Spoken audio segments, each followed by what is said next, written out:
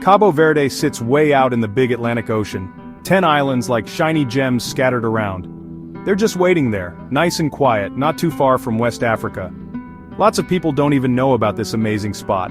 It's still kind of a secret, like a little whisper. The air here just feels different. It's like it's full of stories from sailors and faraway places. There's a bit of mystery here, a magical feeling. These islands are calling out to folks who are looking for something special, something really real. These islands were made by fire. Big volcanoes pushed up from way down in the ocean. Now they stand tall against the bright blue sky.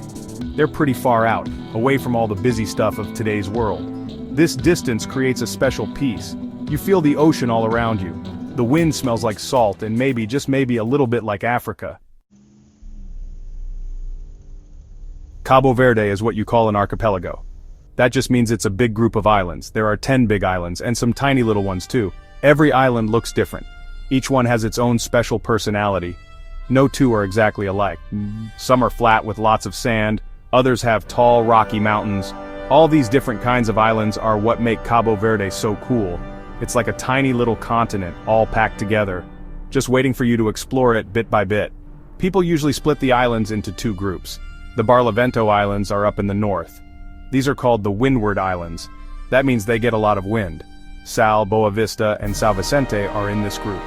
They're usually a bit drier, with long sandy beaches and wide open views. The Sotavento Islands are down in the south.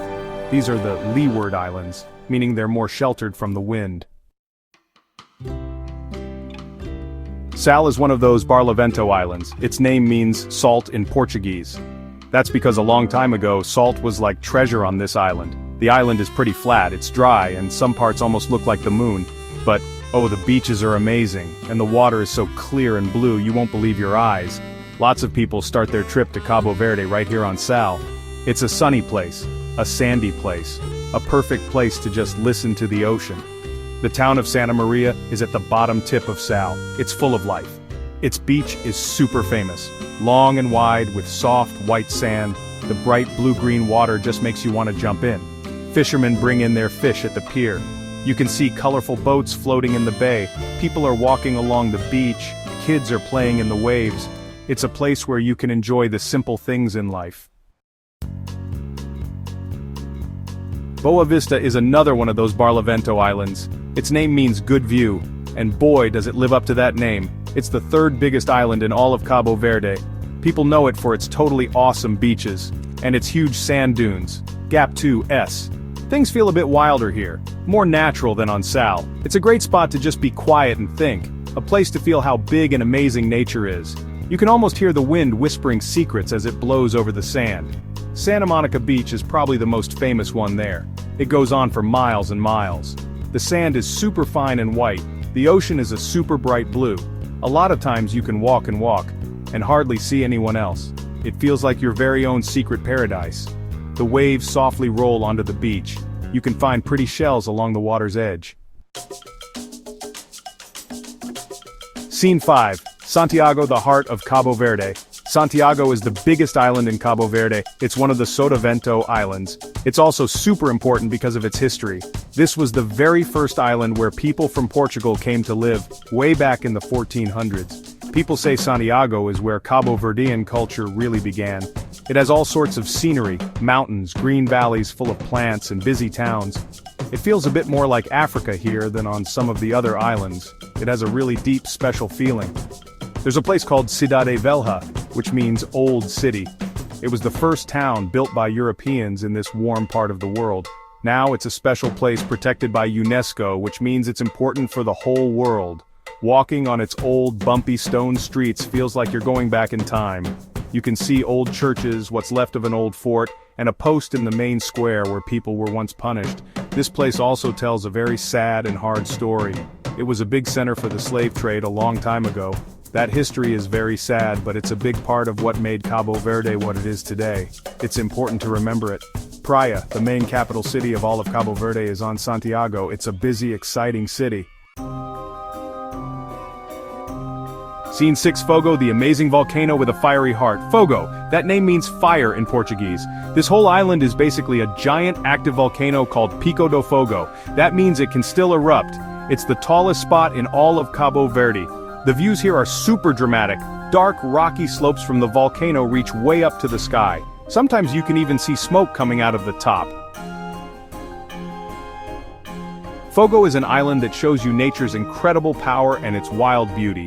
It reminds you that our Earth is always changing and how it can create amazing things with fire. And get this, right inside the big crater of the volcano, there's a village. It's called Chá das Caldeiras. People actually live there, right next to the volcano. They grow food in the special rich soil that the volcano made. They even grow grapes to make wine. They live a simple life and they're really strong people. The volcano has erupted a few times and they've had to leave, but they always come back. They feel really connected to this special land. It's a very different way to live, with some tough times but also lots of beauty. The wine they make on Fogo is famous. It's called Manicom. Scene 7. The music of Morna, a song from the heart. Music is like the heartbeat of Cabo Verde, and a special kind of music called Morna is its soul. Morna is a beautiful kind of music, but it can also sound a little sad. It talks about missing things and a feeling they call saudade. Saudade is a special word from Cabo Verde. It means that feeling you get when you really miss something or someone that's far away or something from the past. The tunes are usually slow and really stick with you. The words often tell stories about people moving to new countries, about love and about the sea. It's the kind of music that really touches your heart. The most famous Morna singer ever was Cesaria Evora. People called her the barefoot diva because she liked to sing without any shoes on. She made Morna music famous all over the world. Her voice was so rich and full of feeling. It was like she was singing the spirit of Cabo Verde. Even if you didn't know the words, you could feel what she was singing about. Cesaria isn't with us anymore, but her music is still here for everyone to enjoy. She left behind something really big and important. She really gave a voice to her whole country. You can hear live music in lots of places in Cabo Verde, especially in a city called Mindelo, on the island of São Vicente. Mindelo is a big center for art and music. You'll often find musicians in small bars and restaurants playing guitars, little guitars called cavaquinhos and violins. Scene 8. Tasting Cabo Verde, a delicious food adventure. The food in Cabo Verde is pretty simple, but oh so yummy. It tells you a lot about the island's past and what they have there. It's a mix of African ways of cooking and some flavors from Portugal too. Since there's ocean all around, fresh seafood is a big star here. But they also have yummy, filling stews and special local dishes you won't find anywhere else. Eating in Cabo Verde is like going on an adventure, and it helps you feel close to the land and the people. It's a really nice, gentle treat. The most famous dish is called cachupa. It's a stew that cooks for a long, long time, made with corn, beans, veggies, and either meat or fish. There are different kinds. Cachupa rica means rich cachupa, and it has more meat. Cachupa pobre means poor cachupa, and it's a bit simpler. It's super filling and packed with flavor. It's the kind of food that makes your body feel good and your heart feel warm. Lots of people in Cabo Verde eat it all the time. It tastes like home to them, like a special tradition. Because it's a group of islands, there's tons of fish and shellfish. You can get fresh tuna, a fish called sara, which is like wahoo and lobster. A lot of times they just grill it up and serve it with rice and veggies. The best part is how fresh it all is. Scene 9. Come and see your own Cabo Verde adventure. The people in Cabo Verde are super friendly and warm. They even have a special word for it, morabeza.